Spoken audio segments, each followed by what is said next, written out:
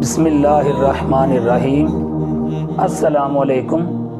मैं हाफ़िज़ फ़िदा हुसैन अपने चैनल हाफ़िज़ फ़िदा हुसैन इस्लामिक टीवी पर अपने तमाम नाज़रीन को खुशामदीद कहता हूँ। आज जिस मौजू पर बात करने का शरफ़ हासिल हुआ है वो है सूरह कहफ़ के फ़ज़ाइल कि रवायात के अंदर सूरह कहफ़ की क्या क्या फ़जीलतें हैं, उसके बारे में बात होगी, हवाले के साथ बात होगी।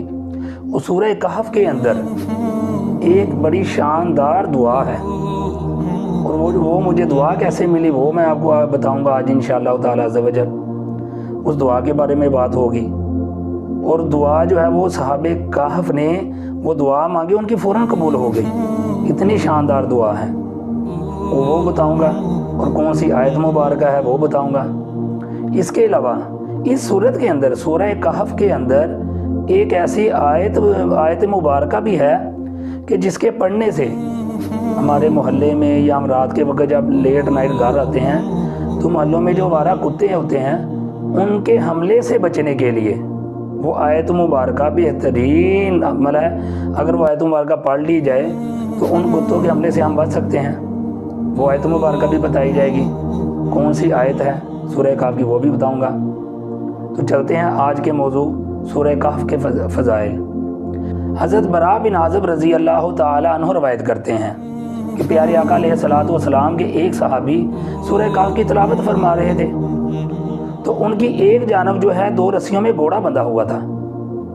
वो ये सूरह कहफ़ की तिलावत भी कर रहे थे और ये माजरा भी देख रहे थे। इस हदीस मुबारक का मफ़हूम है कि आसमान से जो है बादल जो है ज़मीन पर उतरे और वो घोड़े के करीब होते गए और फिर उन बादलों ने घोड़े को ढांप लिया। अब वो तिलावत भी कर रहे थे और ये माजरा भी देख रहे थे कि तिलावत सुनकर वो खुशी से वो घोड़ा गर्दन हिलाने लगा।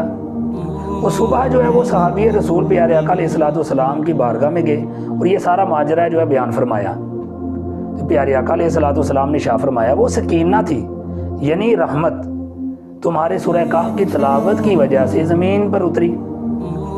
गर्ज ये कि सूरह कहफ़ की तिलावत से अल्लाह तबारक व तआला की रहमतें हासिल करनी चाहिए।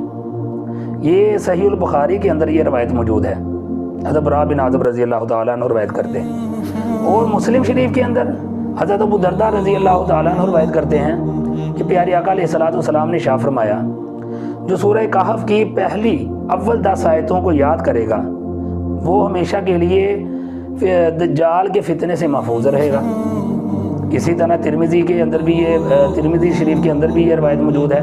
हज़रत अबू दरदा रज़ी अल्लाह ताला अन्हु ही रवायत करते हैं कि प्यारे आका अलैहिस्सलातु वस्सलाम ने शाह फरमाया जो सूरह कहफ़ की पहली 3 आयतों को याद करेगा वो फितना दज्जाल से महफूज रहेगा। इसी तरह फिर मुस्लिम शरीफ के अंदर हज़रत अबू दरदा रज़ी अल्लाह ताला अन्हु रवायत करते हैं, ये रवायत मुस्लिम शरीफ के अंदर है कि प्यारे आका अलैहिस्सलातु वस्सलाम ने इरशाद फरमाया कि जो सूरह कहफ़ की आखिरी 10 आयतों को पढ़ेगा वो फितने दज्जाल से महफूज होगा। इसी तरह मसनद अहमद के अंदर हज़रत मुआज़ बिन अनस जहनी रज़ी अल्लाह ताला अन्हु रवायत करते हैं प्यारे आका अलैहिस्सलातु वस्सलाम ने शाह फरमाया जो सूरह कहफ़ के अव्वल और आखिरी कुछ हिस्सा पढ़ेगा तो उसके सर से लेकर पाँव तक नूर ही नूर हो जाएगा और जो मुकम्मल सूरह की तिलावत करेगा उसके लिए ज़मीन से लेकर आसमान तक नूर ही नूर हो जाएगा। देखिए कितनी फजीलतें हैं। इसके बाद तफसीर इब्न कसीर के अंदर हज़रत अब्दुल्ला बिन उमर रज़ी अल्लाह ताला अन्हु रवायत करते हैं कि प्यारे आका अलैहिस्सलातु वस्सलाम ने इरशाद फरमाया जो जुमा के दिन सूरह कहफ़ पढ़ेगा क़यामत के दिन उसके लिए अज़ आसमान तक ज़मीन तक नूर ही नूर होगा और उन दोनों जुमों के दरमियान जो उसने गुनाह किए होंगे सभी माफ़ कर दिए जाएंगे। मशकात शरीफ के अंदर हज़रत अबू सईद खुदरी रज़ी अल्लाह ताला अन्हु रवायत करते हैं कि प्यारे आका अलैहिस्सलातु वस्सलाम ने इरशाद फरमाया जो जुमा के दिन सूरह कहफ़ की तिलावत करे तो उसके लिए बैतुल्लाह शरीफ तक नूर ही नूर हो जाएगा। देखिए कितनी फजीलतें हैं। और इब्न कसीर के अंदर हज़रत इमाम हुसैन रज़ी अल्लाह ताला अन्हु से मरफ़ूअन रिवायत है कि प्यारे आका अलैहिस्सलातु वस्सलाम ने इरशाद फरमाया कि जो जुमा के रोज़ यानी जुमा वाले दिन सुबह से शाम तक दिन के वक़्त फजर के बाद और मगरिब से पहले पहले जब भी वक़्त मिले ये सूरह कहफ की तिलावत करता है तो वो पूरे हफ्ते के दौरान हर फितने से बचा रहेगा, उसकी हिफाजत हो जाएगी। अगरचा उस हफ्ते के दौरान दज्जाल ही क्यों ना निकल आए, उसके फितने से भी महफूज हो जाएगा। पूरे हफ्ते में जितने भी फितने होंगे उनसे महफूज हो जाएगा। देखिए कितनी फजीलतें हैं। अब चलते हैं दरसे हिदायत की तरफ। इसमें क्या क्या हिदायत है, माशाल्लाह कितनी रहमतें हैं, बरकतें हैं, जानने की कोशिश करते हैं। कि देखें बरा बिन आज़िब रज़ी अल्लाह ताला अन्हु की जो रवायत है कि उसमें जो घोड़े वाला मामला है वो सुनकर ये जो है सूरह कहफ की तिलावत सुनकर खुशी से जो है एक बेजान जानवर, बेज़ुबान जानवर जो है कैसे सुनने के बाद खुशी से गर्दन हिला रहा है। फिर वो आसमां से जो बादलों का उतरना।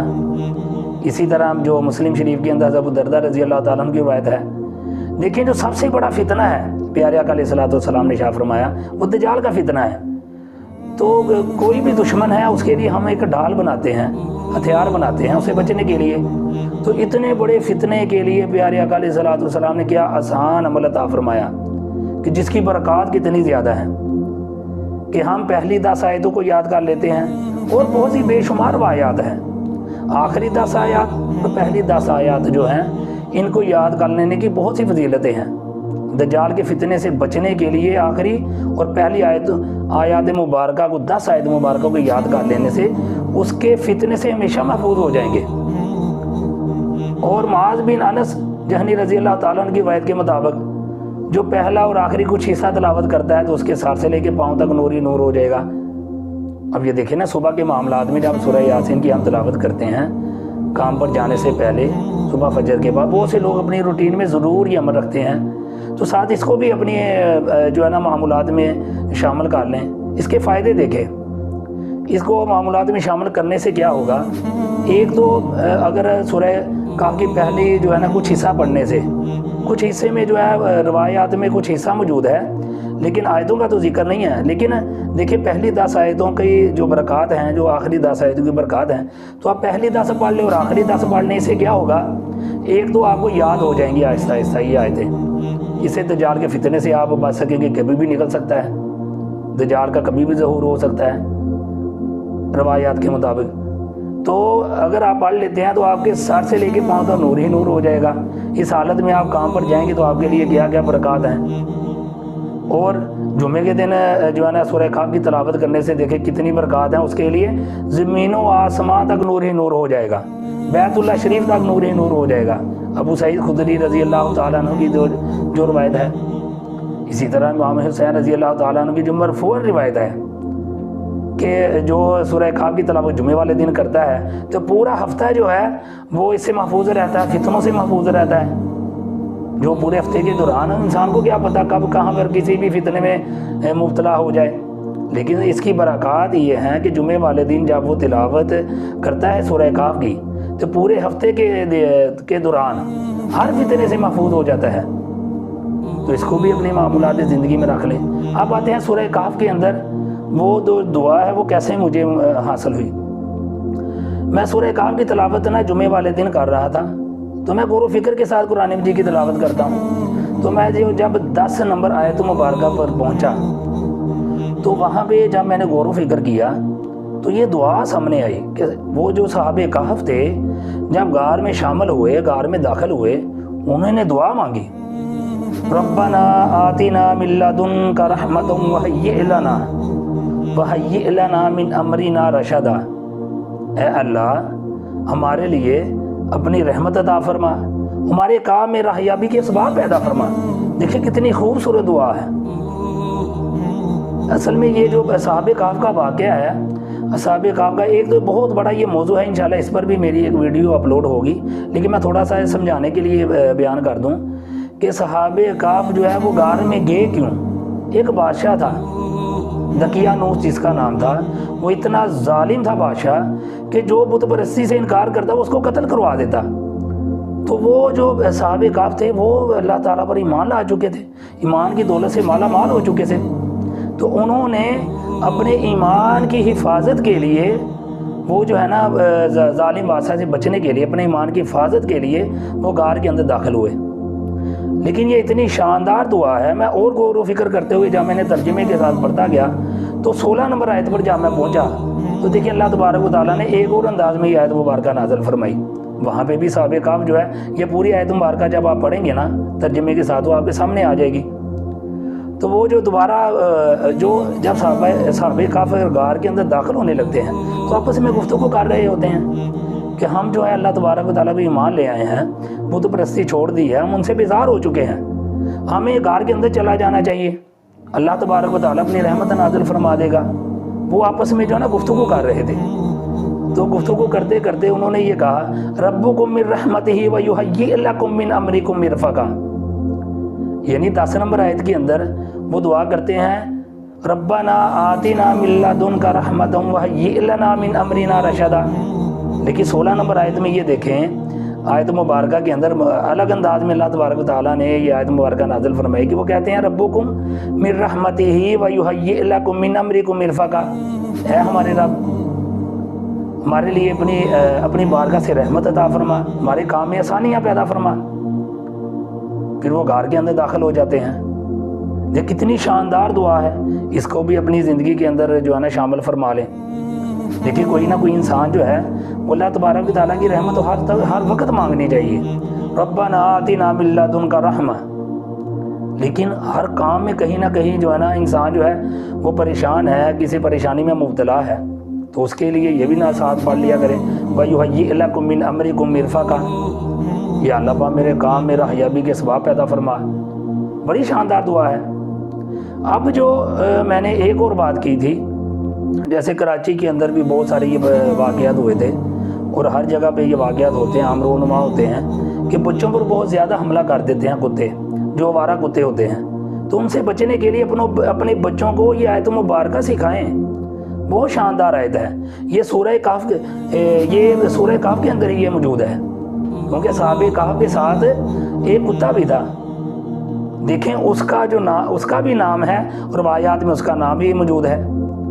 वो इंशाल्लाह जब मैं साहब काफ के हवाले से जो है ना वीडियो अपलोड करूँगा तो उसमें मुकम्मल बयान करूँगा कि साहब काफ जो है गार के अंदर क्यों गए, फिर उन्हें 309 साल जो है सुलाई रखा अल्लाह तबारक व तआला ने, फिर वो उन्हें 309 साल के बाद जगा दिया।